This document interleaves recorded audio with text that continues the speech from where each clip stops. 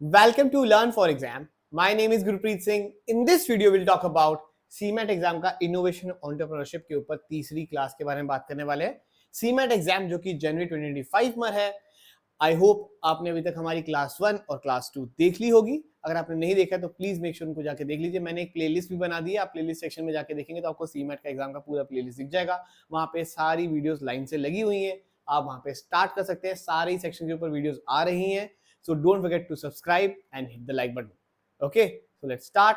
सबसे पहले आपको कोई भी कॉलेज को लेके कुछ भी क्वेरी हो सीमैट के अंदर कि कौन सा कॉलेज भरना चाहिए कौन सा नहीं भरना चाहिए, क्योंकि बहुत सारे कॉलेज ध्यान रखेगा उनकी डेट पहले ही निकल जाती है सीमैट एग्जाम होने से पहले। और अगर आपने सोचा कि मैं सीमैट एग्जाम देने के बाद भरूंगा तो ऐसा बहुत सारे कॉलेज आपके ऐसे होंगे जो आपके निकल चुके होंगे और आप बाद में सोचेंगे हो ये तो मैंने भरा ही नहीं, अब क्या करूं, कुछ नहीं, अब रो लो। ठीक है, सो ऐसा ना हो इसलिए आप इस नंबर व्हाट्सएप करके पूछ लीजिएगा आपको कौन सा फॉर्म भरना चाहिए, फॉर्म में कोई हेल्प चाहिए, लास्ट मिनट कोई क्वेरीज हो। Sunday no reply, office timing 10 AM to 6 PM। याद रखिए मैं नीचे इनसे क्वेश्चंस का आंसर नहीं कर सकता, कुछ सजेशन होगा तो मैं डेफिनेटली उसके ऊपर रिप्लाई भी कर देता हूँ, वैसे कुछ क्वेरी होगी तो मैं कर दूंगा, बट इनसे रिलेटेड चीजें मैं यहाँ पे व्हाट्सएप पे छोड़ देता हूँ क्योंकि मैं सबकी यहाँ पे रिप्लाई नहीं दे सकता, इतनी सही चीजें नहीं कर पाऊंगा। ठीक है, नाउ मूविंग अहेड। सबसे पहला क्वेश्चन आपकी स्क्रीन पर, जैसे कि मैं लास्ट 2 क्लास में बता चुका हूँ, आपको वीडियो को पॉज करना है, मैं स्क्रीन से हट जाता हूँ, आप पूरा क्वेश्चन पढ़ें, आपको लगे जो आंसर है आप मार्क कर लीजिए। क्वेश्चन नंबर मैंने यहाँ पे लिख भी दिए हैं, अब पहले नहीं लिखता था, अब मैं लिखने लग गया हूँ। ठीक है, तो आपको हेल्प मिल जाएगी कि आपके कितने क्वेश्चन सही हैं गलत है in the end of this session. Clear है, तो अब स्टार्ट करते हैं। Question 1 says dash means identifying and imitating the best in the world at specific task and function. क्या चीज होती है इसमें, ये किसकी मीनिंग है, किसका मीनिंग है? बेंचमार्किंग का, आउटसोर्सिंग का, क्वालिटी सर्कल का या कॉन्टिन्यूस इंप्रूवमेंट का? ये हो सकता है, क्वालिटी सर्कल हो सकता है, आउटसोर्सिंग हो सकता है, सिर्फ या सिर्फ बेंचमार्किंग से सिंपल आंसर। ऑप्शन देखोगे तो बहुत सिंपल सिंपल ऑप्शन है, आपको सभी का मतलब पता है, बेंचमार्किंग का ही मतलब होता है ये। Next question, estimating and financing funds requirement schemes are offered by various commercial banks, IDBI या ICCI या सिडबी या reserve bank of India.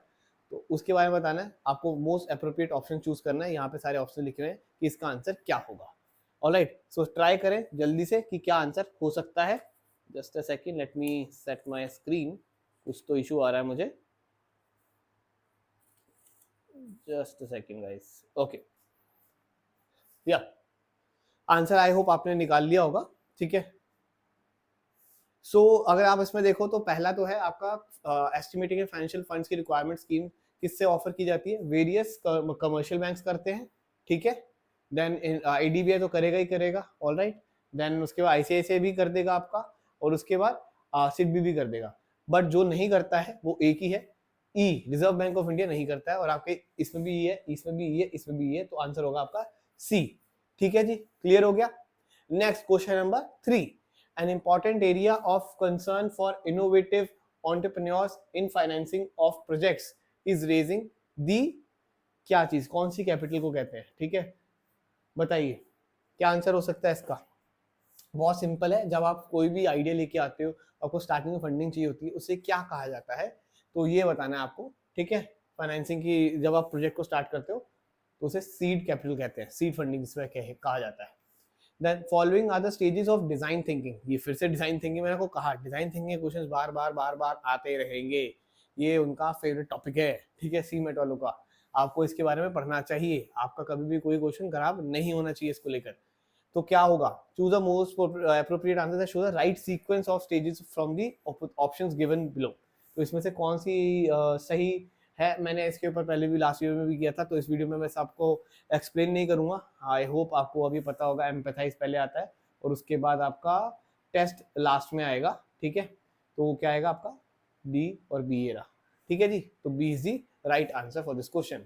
Now fifth question, याद रखिए जैसे लास्ट क्लास में बताया है, स्टेटमेंट है, जो से आपको ट्रू लगे उसके बेसिस पे आप आंसर को मार्क करेंगे। ठीक है, स्टेटमेंट 1 कहती है family business are always interested to hand over the charge of their business to next generation. तो फैमिली बिजनेसेस जो होते हैं वो ज्यादातर इंटरेस्ट रखते हैं कि भाई नेक्स्ट जनरेशन को ही बिजनेस दिया जाए। ठीक है जी, क्या ये ट्रू है? Yes, it's true. हम हर कोई यही चाहता है कि मैं अपने आगे पीढ़ी को ही दूं, यही चलता आ रहा है हमारे यहाँ पर फैमिली बिजनेस के अंदर, यही तो होता है फैमिली बिजनेस, उसी को कहा जाता है। देन स्टेटमेंट 2 क्या है, most of the startup originate from the established family business. बहुत सारे स्टार्टअप्स जो है वो फैमिली बिजनेस स्टार्ट होते हैं, ऐसा नहीं है, दिस इज नॉट ट्रू। तो एक सही है, दूसरी गलत है, तो सही C is the right answer over here. ठीक है जी। Next question 6, following are the conventional stages of startup funding. तो इसका आंसर बताइए, स्पीड से बताइएगा। ये बहुत सिंपल है कि कहाँ से फंडिंग आती है और कैसे स्टार्ट हो जाता है, तो उसके बारे में आपको बताना होगा। ठीक है, ऑल राइट। इसके अंदर आपको मोस्ट अप्रोप्रिएट ऑप्शंस के बहुत सारे तरीके से आ सकते हैं, उसमें से कौन सा बेस्ट ऑप्शन है वो आपको बताना है यहाँ पर। ठीक है, सबसे पहले answer from the following options given below shows the right, अच्छा राइट सीक्वेंस आ रही हैं, राइट सीक्वेंस बतानी है, सॉरी फॉर दैट। तो आपको राइट सीक्वेंस अगर आप देखो तो मैंने आपको बताया था, सबसे पहले जब स्टार्टअप का आइडिया आता है तो आपके पास सीड फंडिंग आती है। ई से कोई स्टार्ट हो रहा है, ई से यहाँ पे सिर्फ एक ही ऑप्शन है, तो ई, तो मैं ज्यादा टाइम वेस्ट नहीं करूंगा, इजी राइट आंसर डी, मतलब D option is right answer. ठीक है, next, an innovation taken by Atal initiative mission with the purpose to encourage curiosity innovation in young talent is, क्या है। मैंने क्लास 1 में बात करी थी, बहुत सारे कॉलेज के अंदर अटल इंक्यूबेशन सेंटर है, तो ये D is the right answer for this question. ये तो बहुत सिंपल है, मैं पहले जो चीजें डिस्कस कर चुका हूँ उसके बारे में मैं ज्यादा बात नहीं करूंगा। एक सेकेंड, यहाँ मैंने शायद कुछ गलत कर दिया, Atal initiative mission the purpose to encourage taken talent is, okay okay okay, sorry sorry sorry, मैंने पूरा क्वेश्चन ढंग से नहीं पढ़ा। ये अटल इंक्यूबेशन सेंटर तो सेंटर्स को कहा जाता है, तो innovation taken by the Atal initiative mission with the purpose to encourage the curiosity innovation in young talent is, इसे अटल टिंकरिंग लैब बोला जाता है। ठीक है, my mistake, I apologise for that. So that is Atal tinkering lab. Atal incubation centre तो startups को incubate, मतलब उनको यहाँ पे रखकर, इंक्यूबेटर किसे कहते हैं, जहाँ पे सारे बच्चे जो नवजात आते हैं उसको अंदर रखते हैं, तो ताकि उसको ऐसा एनवायरनमेंट मिल पाए ताकि वो जी पाए, क्योंकि ऐसा सडन में आता है तो वो उसके लिए बाहर आती, मतलब न्यूबॉर्न बेबी के लिए बाहर आती, वो एनवायरनमेंट तो होता नहीं है, तो उसको आर्टिफिशियल एनवायरनमेंट दिया जाता है, ऐसे ही स्टार्टअप्स को भी दिया जाता है, तो उसके लिए अटल इंक्यूबेशन सेंटर होता है। ठीक है, आई होप मैंने यहाँ पे क्लियर कर दिया, मैंने जल्दी पढ़ते पढ़ते यहाँ पे मार्क कर दिया, ऐसी गलती आपसे भी हो सकती है, ध्यान रखिएगा, मत करिएगा, आई एम सॉरी। ठीक है, okay. Next, a person who improves an existing business is called, जो एक्जिस्टिंग बिजनेस को ही इम्प्रूव करे उसे क्या कहा जाता है, बताइए स्पीड से। याद रखिए, मैंने एंटरप्रेन्योर आपको पढ़ा रखा है, ये नहीं होगा। द रीजन इज, एंटरप्रेन्योर क्या होता है, जो चैलेंजेस लेता है करंट ऑर्गेनाइजेशन के अंदर और कुछ नया करने के लिए, जो इंप्रूव करता है एग्जिस्टिंग बिजनेस को, उसे क्या कहते हैं, एक लीडर कहा जाएगा। ठीक है, दैट इज अ लीडर, वो एक लीडर की क्वालिटी होती है। क्लियर हो गया जी। Next, question number 9, the goal should be dash for the success of the business plan. The goal should be, क्या होना चाहिए आपका, जनरलाइज होना चाहिए, लिमिटलेस होना चाहिए, इमेजिनरी होना चाहिए, सिंपल है यार, स्पेसिफिक होना चाहिए कि नहीं होना चाहिए, राइट तो specific is the right answer for this question. Clear जी। Next, following are the reasons of failure of entrepreneurial venture. ये बहुत सारे उसमें से फेलियर्स लिखे हुए हैं। ठीक है, फॉलोइंग आर द रीजंस, अब इसमें से बताना है कि कौन सा करेक्ट आंसर है। ठीक है जी, तो कौन से करेक्ट है एंटरप्रेन्योरियल वेंचर के लिए। ठीक है जी, लैक ऑफ मार्केट रिसर्च हो सकता है क्या, क्या लगता है, यस होना चाहिए, अगर आप मार्केट रिसर्च नहीं करी तो पक्का फेल हो जाओगे। ठीक है, पुअर फाइनेंशियल कंट्रोल, डेफिनेटली अगर आप इधर उधर पैसा खर्चोगे तो हो जाओगे। Poor management, yes. Gender of the entrepreneur, इससे फर्क पड़ता है कि लड़का हो लड़की हो, कभी भी फर्क नहीं पड़ता। ठीक है, तो ये नहीं है। कास्ट ऑफ द एंटरप्रेन्योर, ये हो सकता है भाई, कास्ट तो हमने पिछली क्लास में भी देखा था, कास्ट से कोई फर्क नहीं पड़ता। ठीक है, तो ABC are the correct answers for this, for the fail of entrepreneurial venture. Next is, buying and selling of manufactured goods are related to which entrepreneur. Buying और सेलिंग करना किस एंटरप्रेन्योर वेंचर से रिलेटेबल लगता है आपको। जब buying और selling करेंगे उसको सिंपल क्या कहते हैं, जब मैं खरीदता और आगे बेचता हूँ उसे कहते हैं ट्रेडिंग। ठीक है, तो उसे क्या कहते हैं, हम सी ऑप्शन मार्क करेंगे, ट्रेडिंग एंटरप्रेन्योर। ठीक है, क्लियर हो गया जी। Okay, then we have given below are the two statements, एक असर्शन और रीजनिंग वाली है। ठीक है, एक असर्शन है फिर एक रीजन है, आप उसको पढ़िए और उसके हिसाब से आंसर करिए, पॉज कर लीजिएगा। ठीक है, industrial development bank of India IDBI caters the financial needs of the budding industries। ठीक है जी, वो बडिंग इंडस्ट्रीज मतलब आसपास की जो उनकी इंडस्ट्रीज है, मतलब आसपास की नहीं कहेंगे, उसके जैसी इंडस्ट्रीज की जो रिक्वायरमेंट है, उनकी फाइनेंशियल नीड्स को जो है उसको केटर करता है IDBI। ठीक है, जो अपकमिंग इंडस्ट्रीज आ रही है। रीजन क्या है? Financial constraint is one of the biggest reasons of business failures in entrepreneurship and there is need to provide financing support to them. क्या ये असर्शन का इसका ये रीजन हो सकता है? आपको ये बताना है, ठीक है? क्या ये हो सकता है? बताइए।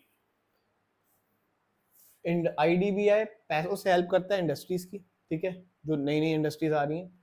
और फाइनेंशियल कंस्ट्रेंट जो है वो बहुत बड़ा एक फैक्टर है कि जब एंटरप्रेन्योरशिप्स को बिजनेस में फेलियर्स होते हैं तो ये बहुत इंपॉर्टेंट है कि उनको फाइनेंशियल सपोर्ट प्रोवाइड किया जाए। तो yes, it's correct, both are correct and R is the correct explanation of A. So A is the right answer over here of your 12th question, ठीक है। Next question, diffusion of innovation theory is associated with. ये भैया मैं पहले ही बता चुका हूँ class के अंदर, ये रिपीट क्वेश्चन है, ये रिपीट हुआ था, पहले भी हुआ है और अब फिर से आया है। एंड इसका आंसर क्या है? Everett Rogers. मैंने आपको कहा था ई से स्टार्ट होता है, उसमें लास्ट क्लास में ईवी रॉजर्स था, इधर एवरेट रॉजर्स लिखा हुआ है, ठीक है जी, क्लियर हो गया।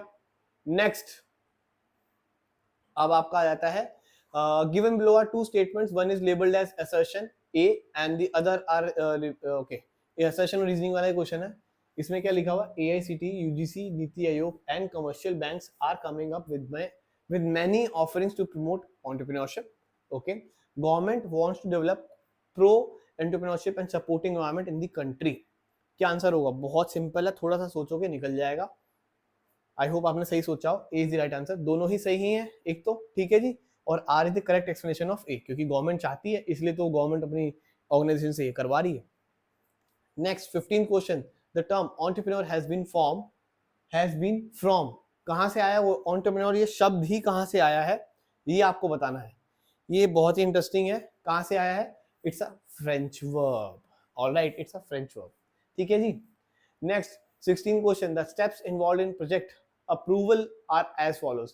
तो जो स्टेप्स होते हैं प्रोजेक्ट अप्रूवल के अंदर इन्वॉल्व, उनके सारे स्टेप्स लिखे हुए हैं, आपको बताने कि किस राइट सीक्वेंस में होते हैं। अगर आपने एक भी पकड़ लिया सही तो आपका आंसर आ जाएगा, क्योंकि देखो डी ई ए सी से स्टार्ट हो रहे हैं सारे ऑप्शन, तो आपको ढूंढना है कि किस से स्टार्ट होंगे। अगर आप ध्यान से भी पढ़ोगे तो आप इस क्वेश्चन को आराम से कर लोगे, ज्यादा कोई टेंशन नहीं आएगी आपको इसको करने में, ठीक है। देखिए, carrying out a detail project analysis, ये या स्टार्टिंग होता है। Developing infrastructure prototype, prototype starting बनता है। Generating a business idea, idea से स्टार्ट होता है ना, तो सी से आंसर स्टार्ट होगा। सो सी से मेरा यहाँ पे डी ऑप्शन है, तो D is the right answer. Next question, यहाँ पे आपके सामने दो स्टेटमेंट है, याद रखिएगा दोनों स्टेटमेंट आपकी अगर ट्रू है तो ट्रू होगा, कोई एक ट्रू है तो वो ट्रू होगी, मतलब आपको नेचर में देखनी कि क्या ट्रू है।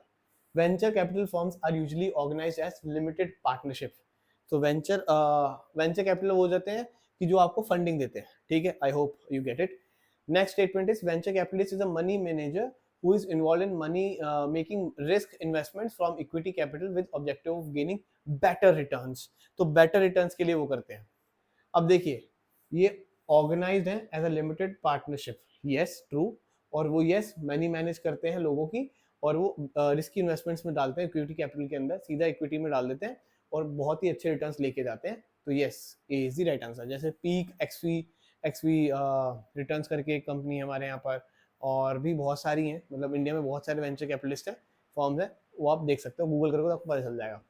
Then next is statement 1 and statement 2 statement दी हुई हैं, दोनों स्टेटमेंट के आपको आंसर्स बताने होंगे, ट्रू है कि फॉल्स है, क्या है, ठीक है।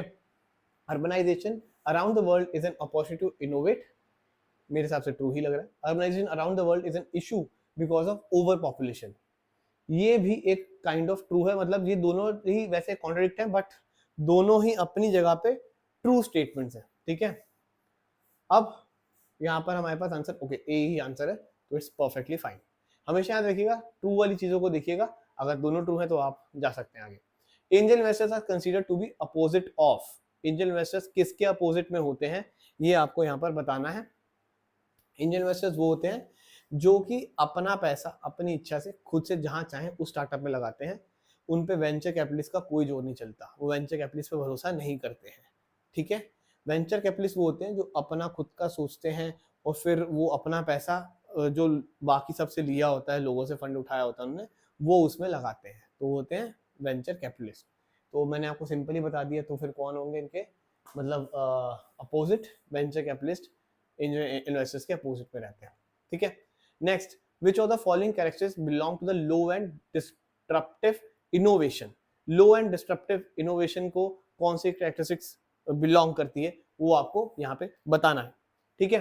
Now it makes food products into a better products, ये होगी। It deliver products at lower cost, it targets non consumption, it improves profit margins.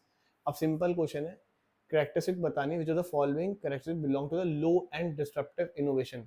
Low end disruptive innovation का होता है कैरेक्टरिस्टिक्स बी वाला, it delivers products at lower cost, lower cost करके और सामान को सस्ता करना, ठीक है। That is the simple meaning of this question.